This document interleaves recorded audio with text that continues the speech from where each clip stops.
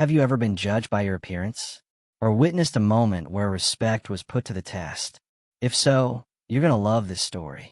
Stick with me until the end, because what's coming next will teach you a powerful lesson about dignity and respect in a way you never expected. Don't forget to like the video and subscribe to the channel for more inspiring stories. Let's go on this journey of learning together. It was a vibrant and elegant evening in Los Angeles, and the Grand Oak restaurant, recently renovated, was buzzing with some of the city's most exclusive people.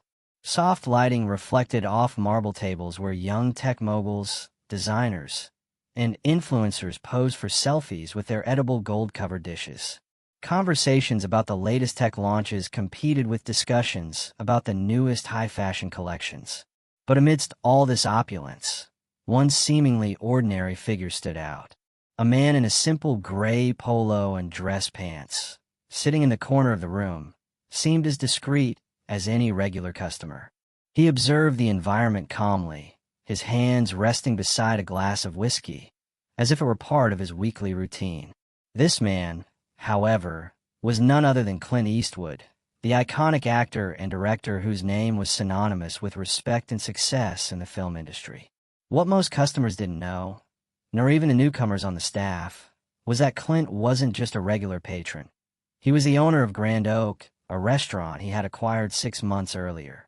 During that time, Clint had been discreet about his identity as the owner, asking the staff to treat him like any other customer. He believed the true test of a restaurant lay in how they treated ordinary people, not celebrities.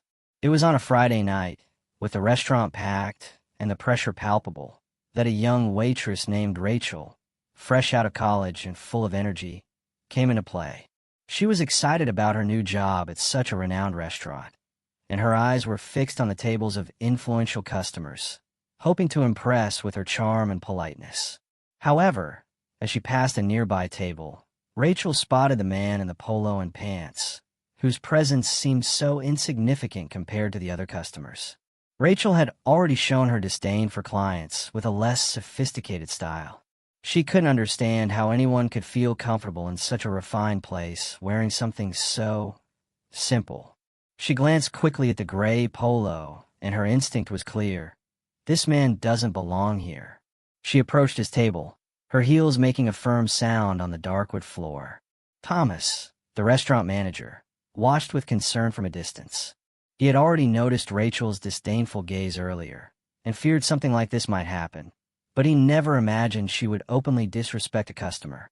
Rachel, without hesitation, began the conversation with a false concern, clearly underestimating Clint, as if she were dealing with an ordinary customer. "Sir, it seems you've been with that whiskey for quite some time. Perhaps you'd be more comfortable at the bar," she said, unaware she was actually humiliating the very owner of the restaurant. "We're expecting some important reservations for this table." Rachel's words weren't just inconvenient, they were arrogant. She insinuated that Clint didn't belong, and her eyes were fixed on his clothes, as if that were the criterion for his worth. To her, he was occupying a spot that could have been filled by someone with more social status.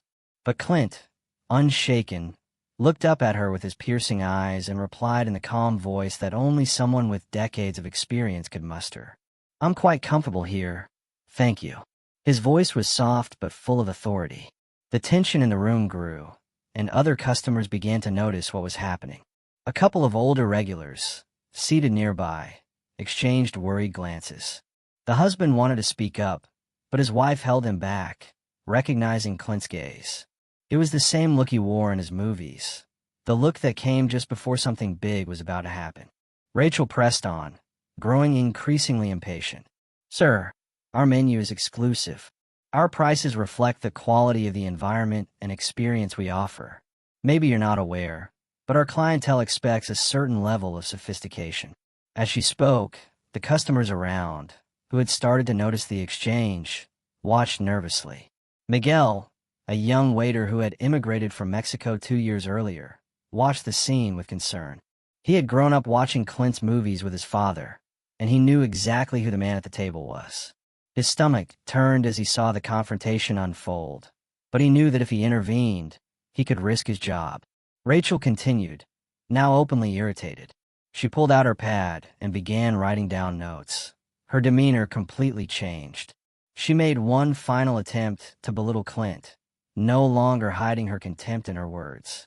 Perhaps I should explain the menu to you more slowly, so you can understand the complexity of what we offer. The critique of Clint's age was clear. The exchange of glances between the veteran staff was enough to realize that what was happening wasn't a trivial matter.